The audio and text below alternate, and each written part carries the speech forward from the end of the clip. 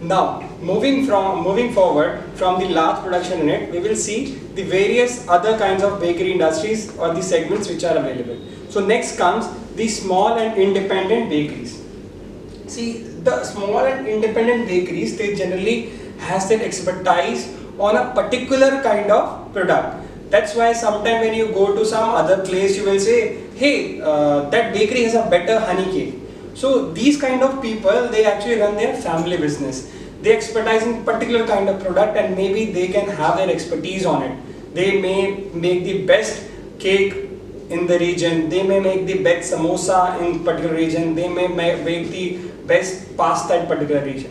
So these are the examples of small independent bakeries. I have taken a small example here, that is Bangalore Iyengar Bakery. If you see this Iyengar Bakery, the southern part that I have traveled, you have this Iyengar Bakery in Chennai, you have in Karnataka, you have in Kerala, and you have some in Andhra as well. So this is a classic example of a family running a small independent bakery. Then comes the chain stores. And the best example you can have of chain store is a Domino's, McDonald's, and pizza centers. So the difference between these and other bakery industries are, they actually develop a product on a fixed formulation. It doesn't matter whether you have a product in Chennai, Delhi, Mumbai, Bangalore, Andhra, Guntur, or Tenali. If you are having your pizza at Domino's, the taste will be entirely same in each place of this, because the formulation is same. There is no change in formulation. You will not find a North Indian pizza made at Delhi and South Indian pizza made at Guntur or Tenali. So they have same formulation. The baker working here will produce same product with the same formulation throughout the time. And this is generally been something which is prepared on the order. And there the preparation or formulation is almost 50% done. In some cases you have frozen bases also. It will be baked on your demand. The last comes the restaurants. The restaurant are the places where you have set menu. It's not like your preparation is fixed. Now menu is fixed. Whereas in the small chain store, your formulation is fixed. So here your menu is fixed. That's why some of the restaurant you will find in Saturday, Sunday, you will find a cake. Whereas from Monday to Friday, in menu there will be no cake. So these are the places where the product is prepared on the base of the menu, and you have to order that, and you cannot order out of the menu. And the preparation made here is actually fresh. The baker will prepare cake on your order. The baker will prepare the pastries on your order. A baker will prepare the pasta on your order. There is no preparation. There is no prior preparation, I would say. Once the consumer wants to order a particular baked products, the restaurant will take the order and produce the similar baked product for your use. Now, moving on further from the kind of bakery industry, the segment of the bakery industry, we move forward to other technological aspect of bakery industries. So here first of all we come as baker's percentage. As I promised, we will touch upon the baker percentage. It is an aspect which everybody wants to develop their expertise on, but at times they fail to. So now today we will master this art also. So what is a baker percentage? So baker percentage is a baker notation. So a baker percentage is a baker notation which indicates the flour relative proportion of an ingredient. Which means here the flour is the major role player and other ingredient will follow this flour. So their quantity will be based on the quantity of flour. So this is the boss here, and they all follow boss. So that is called the baker's percentage. On the basis of flour, the percentage of other ingredient will be calculated. Next comes the formula. that how you calculate the Baker percentage. So here we have 100, which is a percent value. Then you have mass of ingredient, which says the weight of that particular ingredient.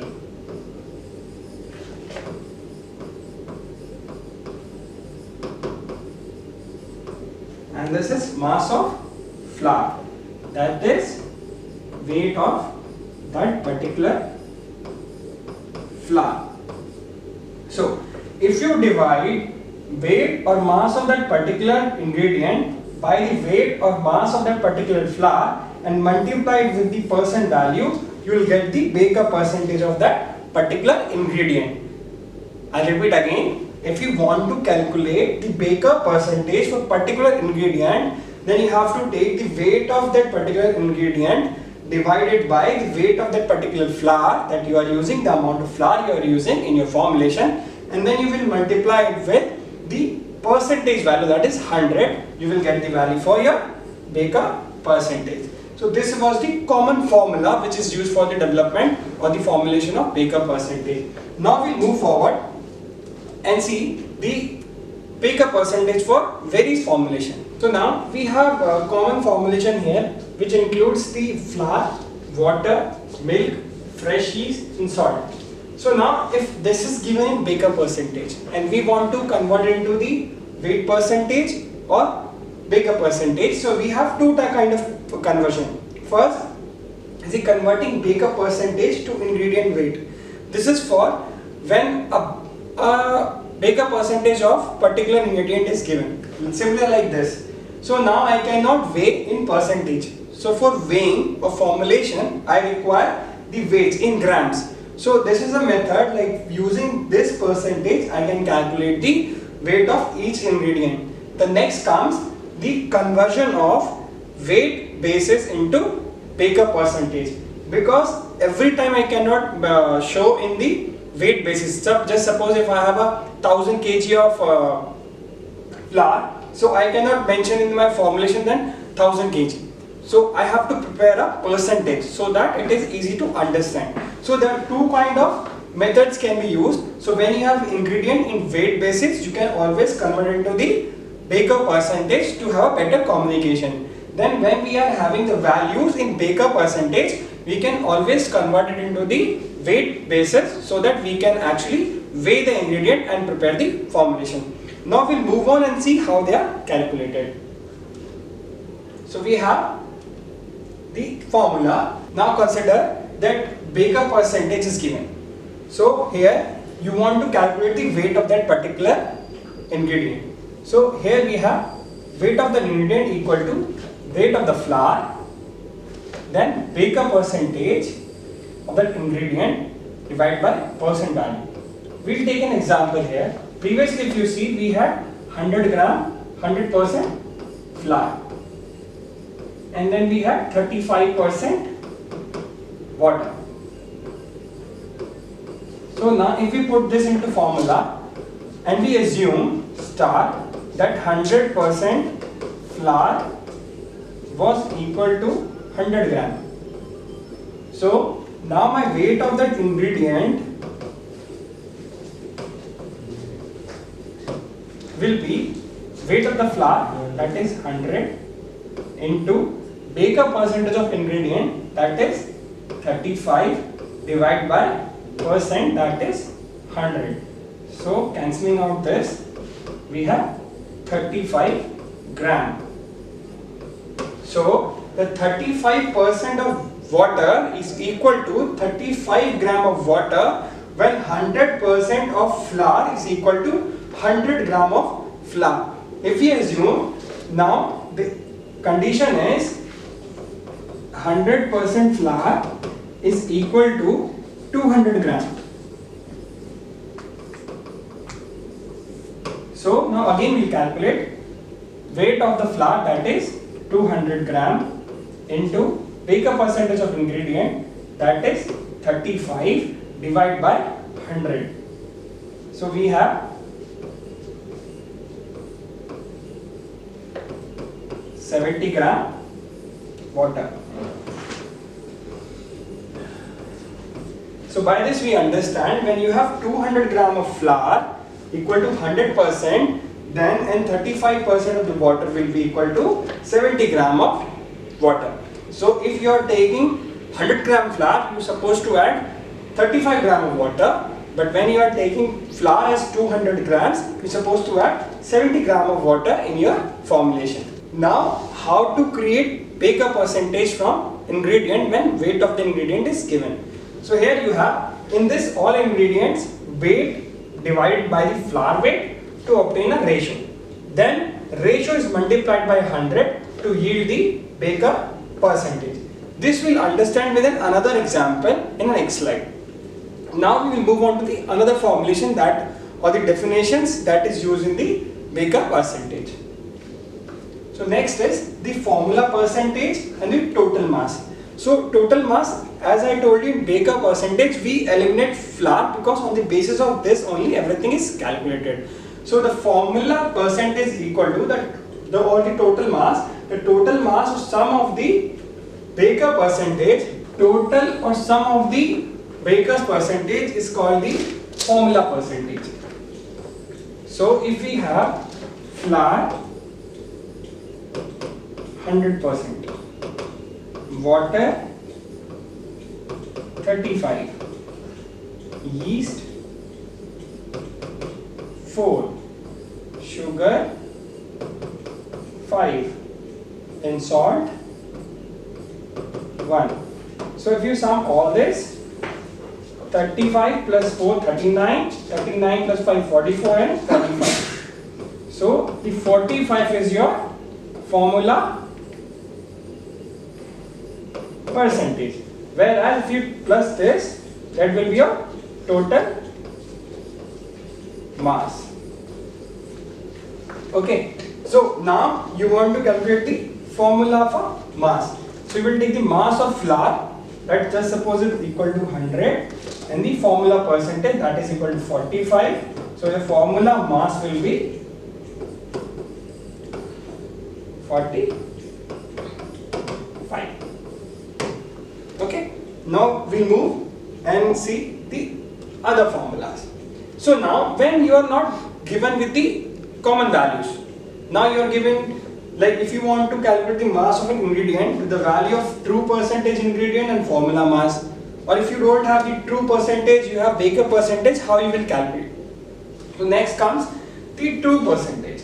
The mass of ingredient, as we know, mass of the ingredient is equal to formula mass, that we have calculated total sum of the mass of the ingredients into true percentage of that ingredient. So if we have to calculate true percentage of that particular ingredient, it is the baker percentage, that was the 35% for water in the previous preparation, divided by the formula percentage, that is the total percentage of the total baker percentage of the ingredient.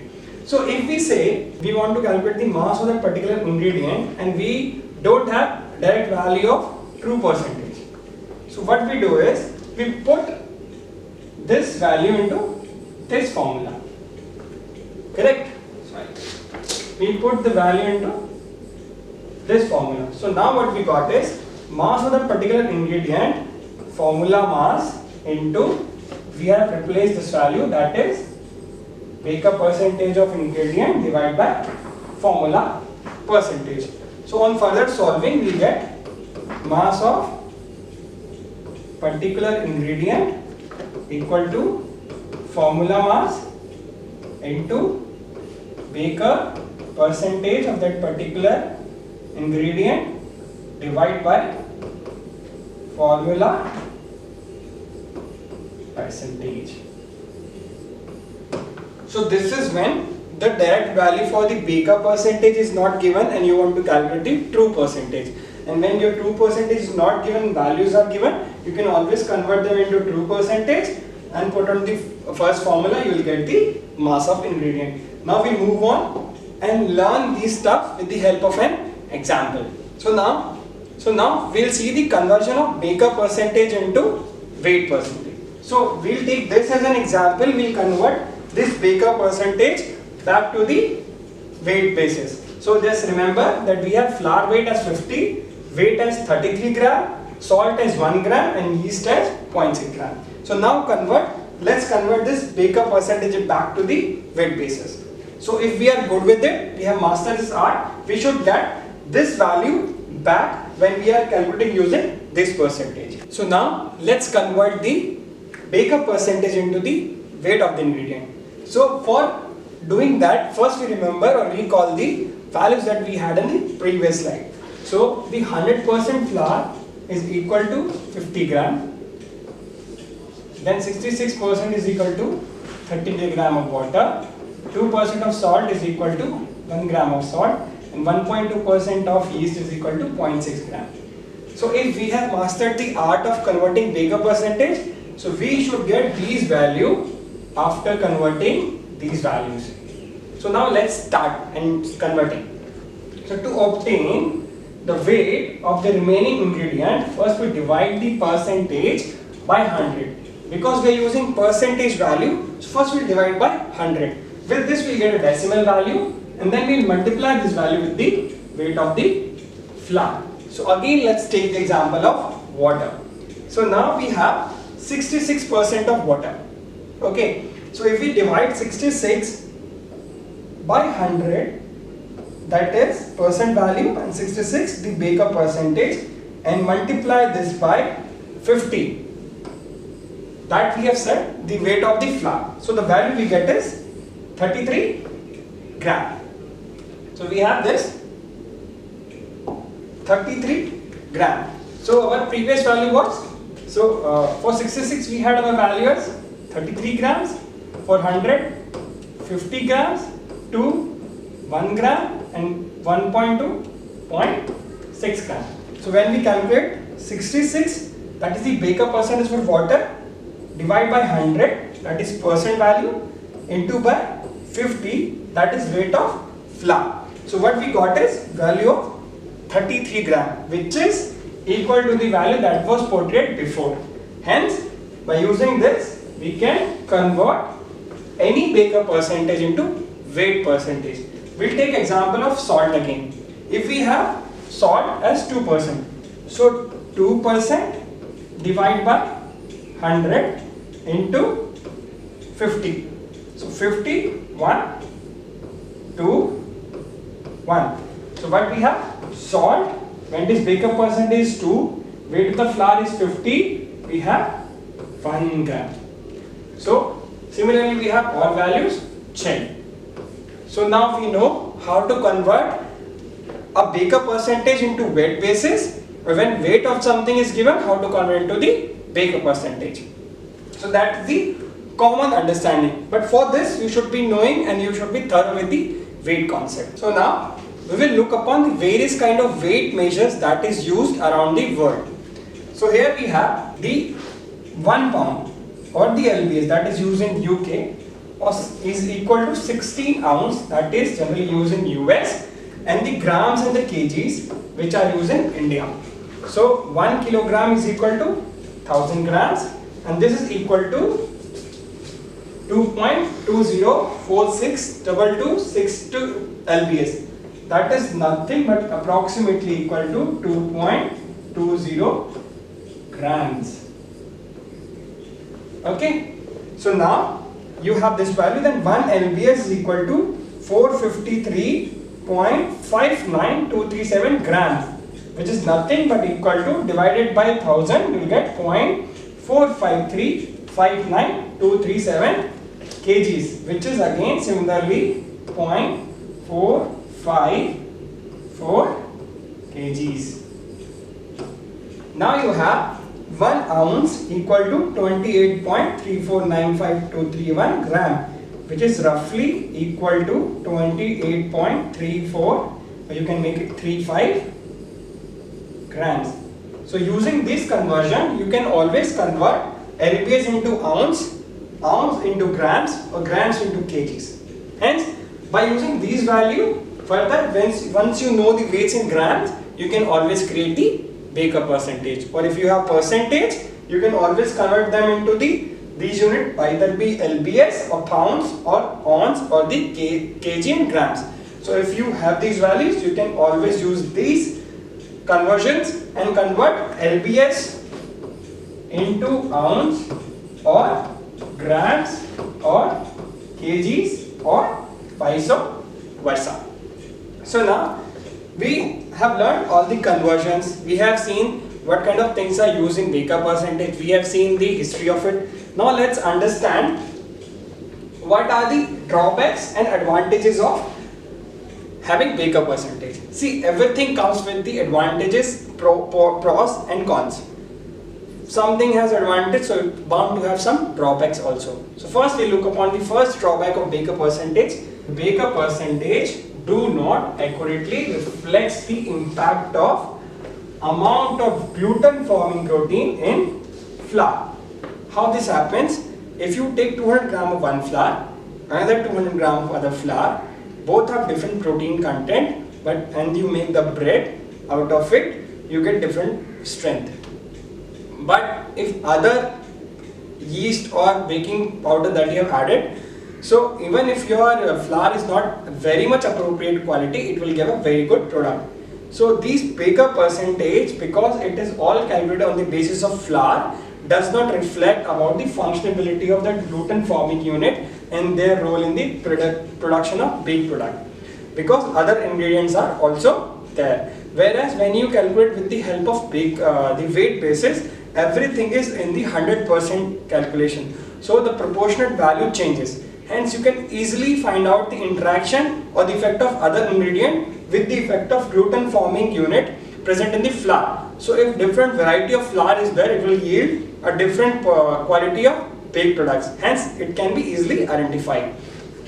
Next comes the home handling. So if you see in home baking, the amount of ingredients such as the salt or the yeast expressed by the mass may be too small. So here the measure what is too small to measure. So this is an example when, just suppose when you are using a yeast. As in previous example we have seen, for a particular preparation of 100 or 150 gram, you have yeast that is around roughly around 0.6 grams. So in normal kitchen it is very difficult to weigh 0.6 grams. You cannot weigh 0.6 gram, 1 gram, 2 gram values. So when you are talking about Baker percentage, this percentage, because it is calculated on the basis of weight of the flour, which is quite higher proportionally than the amount of yeast, it is very difficult to weigh them in the normal kitchen. If you are talking about scientific lab, then it is very easy, because there you are having weighing balances, so on which you can actually weigh milligrams and micrograms also. But kitchen does not have these kind of facilities. So it is, when you are talking about Baker percentage, it is very difficult to calculate the things or weigh the things in normal kitchen. So for that, the weight basis or the proportionate values for formulation based on 100% of weight basis actually helps, and this Baker percentage comes as a drawback. Next comes the advantages of Baker percentage. So the first advantage of Baker percentage is it enables user to compare the two different formulation. For example, if I have, specifically when it is talking about the drier or saltier proportion, because everything is calculated on the basis of flour. If two different formulation is there, in one you have 200 gram of flour, others having 200 gram of flour, but the salt content in one, which is having first, is like 8 grams. So let's see an example. So you have two preparations, 1 and 2. In this you have 200 gram of flour, then you have water, then you have salt and yeast. Just suppose if you have 200 gram, here the weight of flour is same, then water is also same, but salt, here you are having 2 gram, here you are having 5 gram. Yeast is same, around 4 gram. So if you see on the basis of Baker percentage, you can easily find out that salt, which is 2 gram in this preparation, is 5 gram in this preparation. So this preparation is supposed to be more salty, right? Whereas this will be less salty. So now we have flour 200 grams first, in second we have 200 gram, water, here we have 60 grams, and here we have 80 grams. The rest, salt and yeast, are same, common. So now on the basis, you know, the flour is same, so water is different. So this recipe formulation number 2 will be a wet recipe, whereas in formulation number 1 will be a dry recipe or dry recipe. So that's how you can easily compare when you are having the proportion on the basis of baker percentage. Whereas if you are having on the ingredient basis, it is very difficult to compare. So next comes the bad recipe. So on the similar basis, if you are calculating the baker percentage and you are making a final product and you are not finding a good quality product, this means you can easily find out whether a recipe is bad because you have calculated each ingredient on the basis of flour. You can always incorporate something and remove something. You can fetch the bad recipe or the bad formulation which you have followed for the preparation of baked products. The next comes after or add a single ingredient percent without changing the ingredient value. So we have flour 100, water 60, salt 2 gram, yeast 2 grams. Now suppose this preparation is there and I want to add egg into this preparation. So if I go back to my weight percentage, it is very difficult because everything is on the basis of percent for 100. Whereas if I want to add egg here and I want to have around, like suppose 10 gram of egg. Now it is very easy for me to calculate the baker percentage because directly I can divide 10 by 100 into 100. So I can add 10% of egg. But this is not possible when we are using the weight basis thing, because we have to subdivide everything on and give the total value of 100%. So for this, each preparation will have each value percentage will change. So this is very difficult while handling or adding some of the ingredient or removing that ingredient. Just suppose if I want to, because I am having yeast, I am adding egg, I want to delete yeast. So again I can easily do it because these values are independent on this value. Everything is dependent upon flour. So but when we are talking about this weight percentage, it is very difficult because again I have to change the whole proportion. So that's how including some ingredient or removing any ingredient from a formulation is very easy in case of baker percentage. But whereas it is very difficult for weight values. Next comes the scale accurately and easily for different batch size. So it's that basis of the similar thing. If just suppose if I am making at home, if I am making a preparation at home and I have I would say in lab, if I am a scientist, I have developed a formulation in which I have improved the quality of a bread. So now what I have done is I have taken flour, that is 100 gram. Then I have taken water, that is 60 gram. Now instead of yeast I have used egg, and with that I have used baking powder.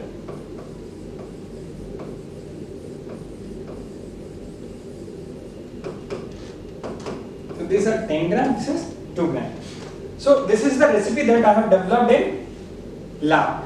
But this recipe as such cannot be followed in industry because I want to produce tons of breads or cakes in the industry. So I want to scale up this. So now if industry wants to prepare, so it will not prepare for 100 gram. It will prepare for at least 1000 gram initially. So now if it's weight percentage, everything supposed to be calculated on the basis of 100%. Whereas in case of baker percentage, if this was 100%, now this becomes 100%. So if see 100 gram was 100% and 1000 gram was 100%, now you have percentage increased by 10 times. So now it will be like 60%, 10%, 2% will go beyond this value. It will become 20, it will become 100, it will become 600. So it's that easy. Again, like if you were 60, you were using, because it is 10 times, now you will use 600. 600 divided by 1000 into 100. 1, 2, 6. So now 60%. So your values of percent remains the same. Your weight changed. Right? So Baker percent is very easy when you are trying to escalate something or you want to produce something on the higher amount basis or large production. Whereas this is not true for weight percentage, because every proportion will change. You have 100, you have various calculations, you multiply those weights, ratios, then you get the exact formulation for higher amount of production. Whereas the percentage in case of Baker percentage remains the same. You just multiply it by the ratio of your initial flour with the final flour and multiply the percentage of that particular weight. You will get the next weight that you have to follow when you are making a new formulation. So that's the major advantage of Baker percentage when you are handling higher quantity of ingredient, because the scaling up is very easy. Now last, we will see what we have done or learned so far. So before ending to our lecture, let's recall what all we have understood. So in first, we have looked upon the history of bakery technology. That includes like before 21,000 BC it started. It is as old as men. Then bakery was the initial art primitive when flatbread was developed. Initial crushing of wheat, putting water, using yeast, and then baking on hot rocks was the primitive method. Then we moved on to the contribution of various civilizations, where we have learned about the contribution of Egypt, who developed the bakery technology, Greeks, who brought the technology out from the royal families to the common people, and the Romanian, who did the commercialization of that baked thing. Then comes the present global and Indian scenario, where we have seen the initial growth rate of 2.6% improved to the 3.2% in case of global scenario of bakery industry, whereas it reached to 9.3% till 2025 in case of Indian scenario. Then we saw the technical definition of like baker, bakery, sugary confectionery and bakery confectionery of bakery technology. At last, we mastered the art of Baker percentage, where we learned about how to convert the weight basis formulation into the Baker percentage and Baker percentage formulation into weight percent. So these were the things that we have completed today. Thank you very much. And if you have any problem and you require any kind of clarification on the basis of formulas or any doubt on the prior information that we have collected, please feel free to contact me.